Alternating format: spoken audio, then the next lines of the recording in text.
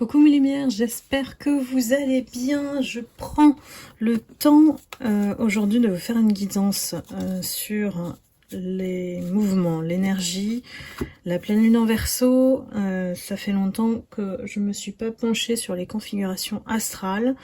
Promis, je vous ferai une astro-guidance par signe sur l'autre chaîne. Donc je vous invite à vous abonner et à cliquer sur le lien de notification pour recevoir les prochaines guidances.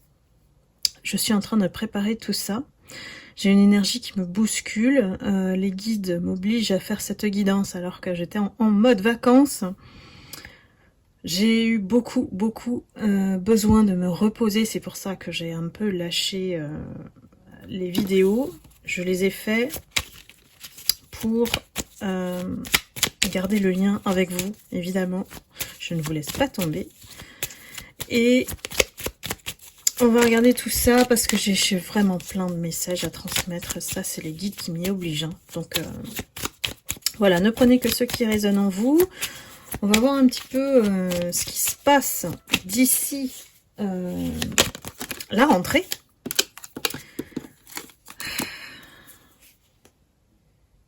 Nous avons Mercure en rétrograde. Hein. On est en plein dedans depuis le 5 août. Et bonne nouvelle, ça termine le 29 août.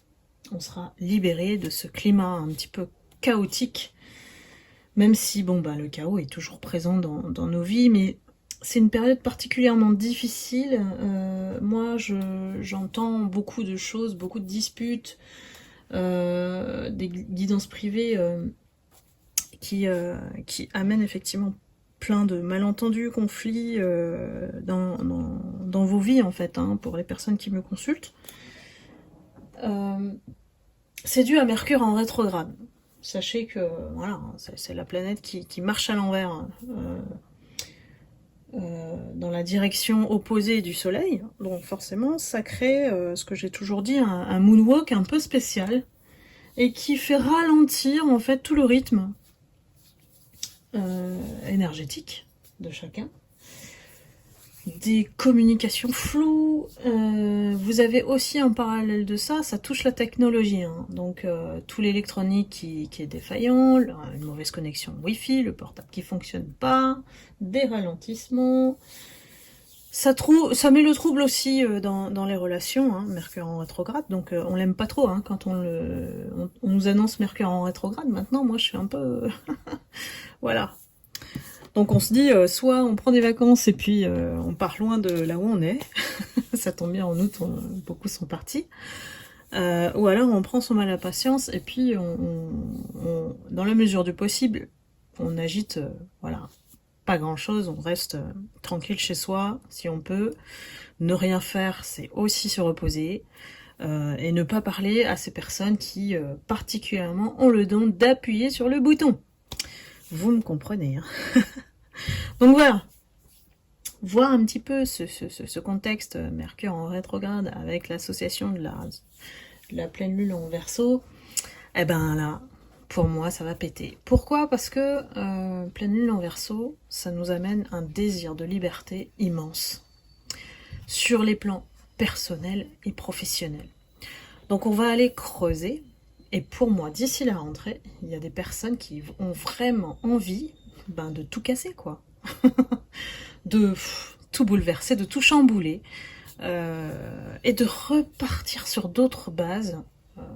Voilà. Que ce soit en termes relationnels, si c'est contextuel avec la famille, l'environnement du travail, on a envie de quitter, de laisser tomber tout ça. Donc, oui, ce désir de liberté fait suite à plusieurs, on va dire, phases d'introspection en soi. Hein, voilà, on a pris conscience de ce qui n'allait pas dans nos vies. Hein, et donc forcément, on arrive à une phase où voilà, il faut prendre une décision radicale. Attention, on vous dit quand même de réfléchir avant d'agir. Donc oui, pour le changement, le chamboulement, mais faites-le intelligemment, tout simplement. Donc là, on dit tout de suite, les deux cartes qui sont tombées, sans reprendre l'air. Ouf, tout de suite. As-tu beaucoup travaillé récemment? As-tu des inquiétudes ou trop de questions? Il est temps d'aller t'aérer et de vider ton esprit. Donc en vacances, c'est l'idéal. Du mouvement et la nature te feront retrouver l'inspiration. Voilà, donc moi j'ai des personnes qui ont tenu pas mal de temps comme ça, alors sous stress, parce qu'on y était obligé, parce que voilà, il fallait aller au bout de certaines choses, et que les vacances ça a fait un gros plouf, on a tout fait retomber cette pression, et du coup on se sent vide. Mais je vous dis c'est normal, parce que ce temps de repos à ne rien faire, il est nécessaire pour retrouver ensuite un nouveau souffle, et puis des nouvelles idées, une nouvelle créativité, une nouvelle énergie. Donc vous voyez hein, qu'après un séjour voilà, à la montagne, à la mer, à l'étranger, on revient jamais les mêmes. On revient avec une toute nouvelle énergie et surtout, on a été dans un cadre où on n'a pas ces personnes-là du quotidien qui viennent nous enquiquiner. Donc les vacances idéales. On devrait être en vacances toute l'année, moi je vous dis. Et surtout, gardez votre humour, c'est important. Tu as une grande sensibilité. Cette situation met en relief ta grande sensibilité face au monde. C'est une force qu'il est important de canaliser afin de ne pas porter ce qui ne t'appartient pas. Ça, c'est un message très très important que vous devriez garder en tête parce que ce qui vient de l'extérieur, parfois, on n'en est pas responsable. Parfois, et souvent, hein, les lumières, on attire le beau, mais aussi on attire toutes ces personnes toxiques qui veulent absorber notre énergie. Donc là, maintenant, je vous fais plus un topo là-dessus. Depuis que vous me suivez, vous le savez. Et ce qui est important, c'est de ne pas porter la responsabilité des autres pour soi. Pourquoi? Parce que les lumières, on donne trop. Et ce n'est pas égoïste de vouloir se ménager, s'occuper de soi, de penser d'abord à soi, parce que on est à l'envers d'eux, hein, donc on donne trop. Donc il faut apprendre à donner moins. Il faut apprendre à fermer les portes si besoin, et il faut mettre ses limites, peu importe si ça déplaît. Donc voilà, on est à ce stade-là aujourd'hui, dans les énergies. Donc oui, la sensibilité ou l'hypersensibilité, c'est un haut potentiel. C'est la preuve que vous avez une humanité du cœur, vous avez une générosité tellement grande qu'elles peuvent servir beaucoup de causes. Donc économisez votre énergie. C'est vraiment vital, je dirais, pour les lumières. Dites-moi ce que vous en pensez dans les commentaires. Alors, on poursuit la guidance. Allons-y, prenons les messages. Ah, elle a voulu venir celle-là, mais bon. Allez, faut que ça tombe, c'est mieux, c'est plus clair. Alors...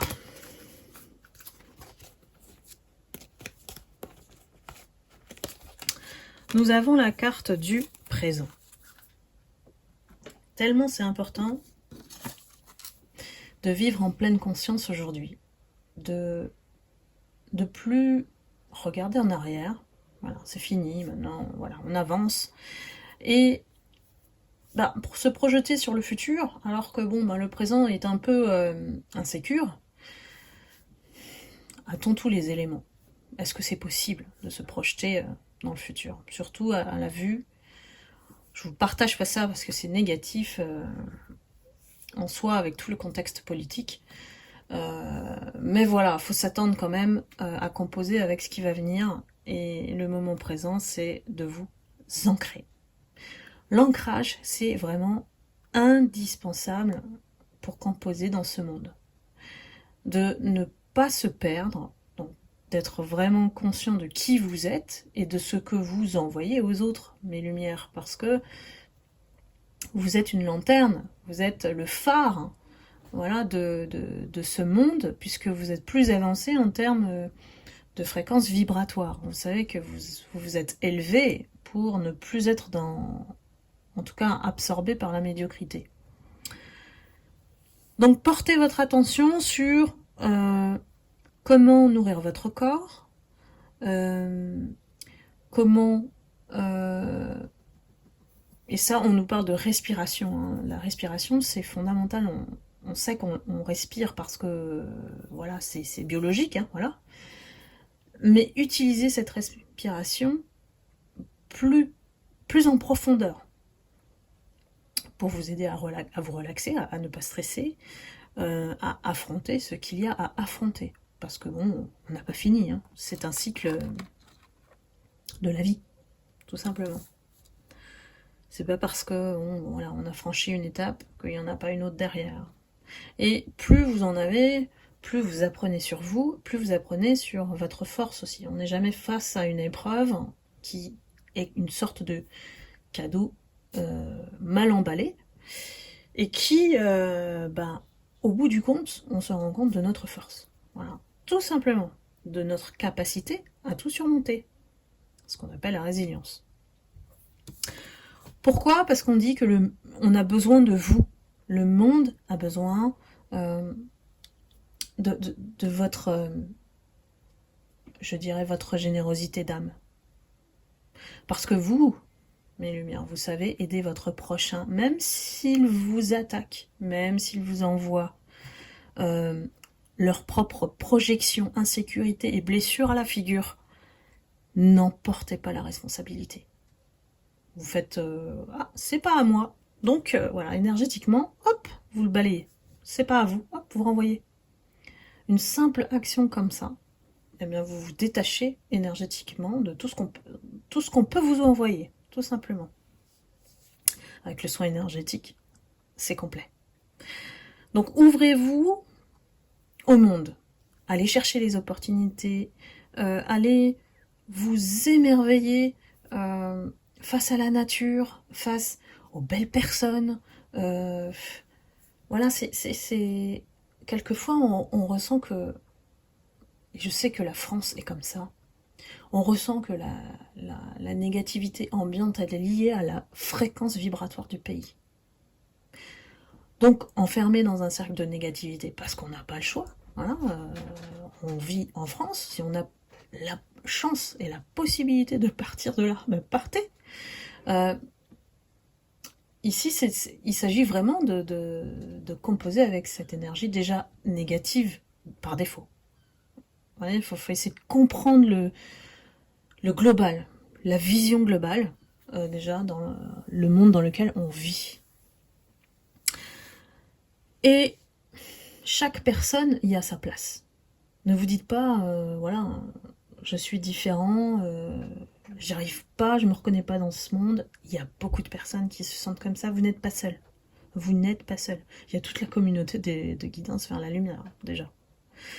Donc, et je dirais que c'est bon signe. Prenez-le plutôt positivement.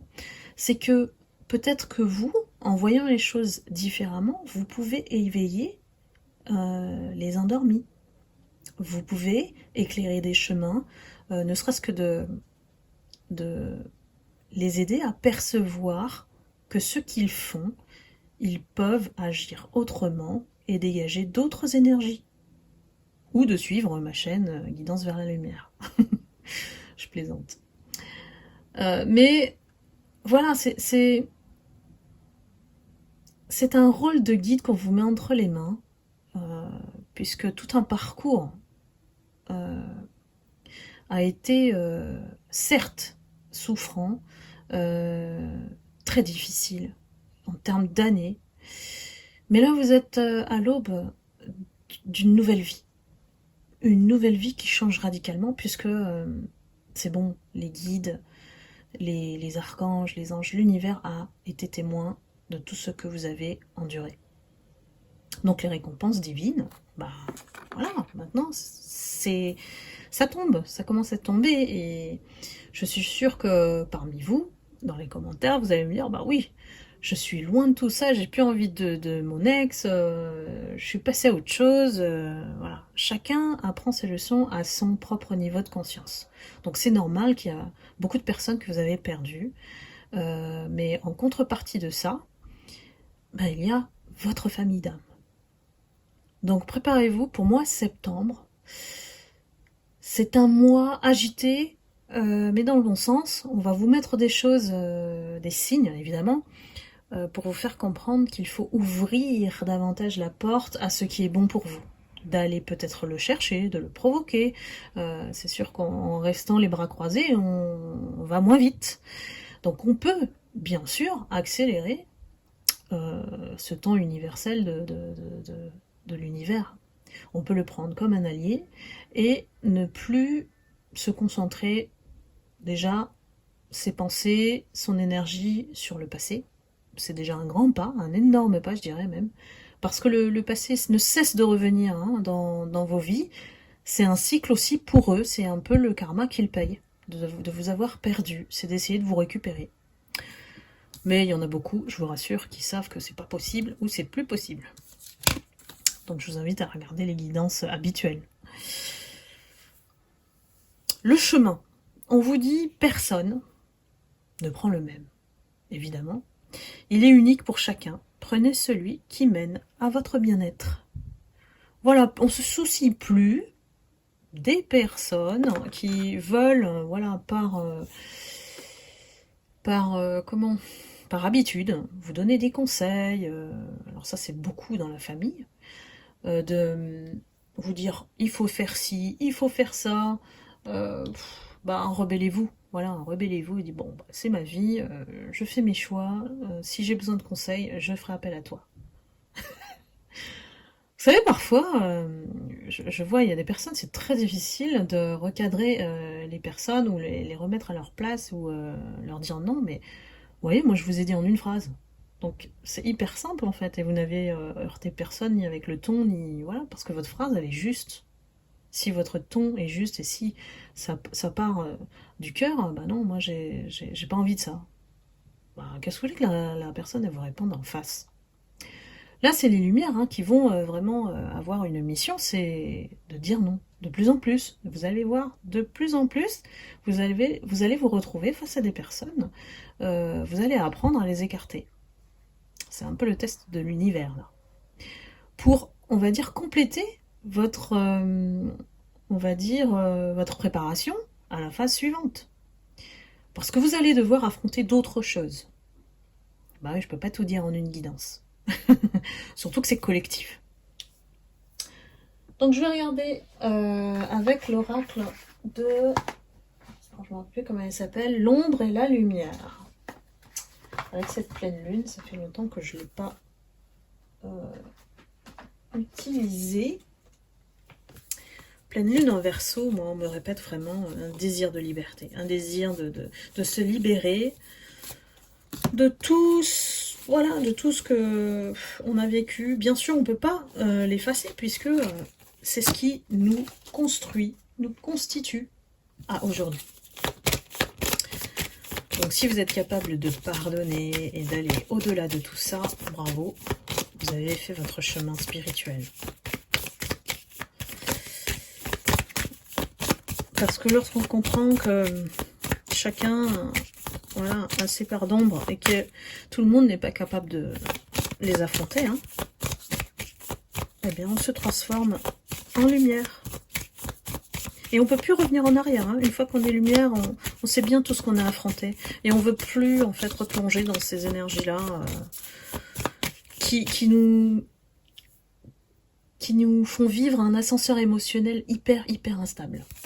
Donc une fois qu'on est en paix, voilà, on n'y va plus, c'est normal. On a appris la leçon. Alors, quelles sont les parts d'ombre encore à affronter en cette période pour mes lumières?